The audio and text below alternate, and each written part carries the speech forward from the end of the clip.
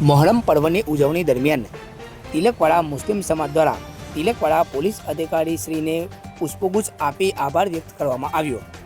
ઉલ્લેખનીય છે કે મોહરમના પર્વની સમગ્ર દેશમાં ભવ્ય ઉજવણી કરવામાં આવી, ત્યારે નર્મદા જિલ્લાના તિલકવાડા નગરમાં પણ મુસ્લિમ બિરાદરો દ્વારા કલાત્મક તાજિયા બનાવી ભવ્ય જુલુસનું આયોજન કરવામાં આવ્યું।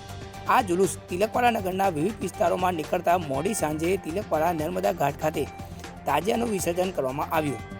આ મોહરમ પર્વની ઉજવણી દરમિયાન આસપાસના વિસ્તારમાંથી મોટી સંખ્યામાં મુસ્લિમ બિરાદરો ઉપસ્થિત રહ્યા અને હજરત ઇમામ હુસૈન અને 72 શહીદાને કરબલાને યાદ કરવામાં આવ્યા। આ મોહરમ પર્વની ઉજવણી શાંતિપૂર્ણ માહોલમાં સંપન્ન થાય અને વિસ્તારમાં શાંતિ અને સલામતી સાથે કાયદો અને વ્યવસ્થા જળવાઈ રહે તે ઉદ્દેશ્ય સાથે તિલકવાડા પોલીસ દ્વારા ચાંપતો પોલીસ બંદોબસ્ત ગોઠવી દેવામાં આવ્યો અને કડક પોલીસ બંદોબસ્ત સાથે શાંતિપૂર્ણ માહોલમાં તિલકવાડા ખાતે મોહરમના તહેવારની ઉજવણી સંપન્ન થઈ।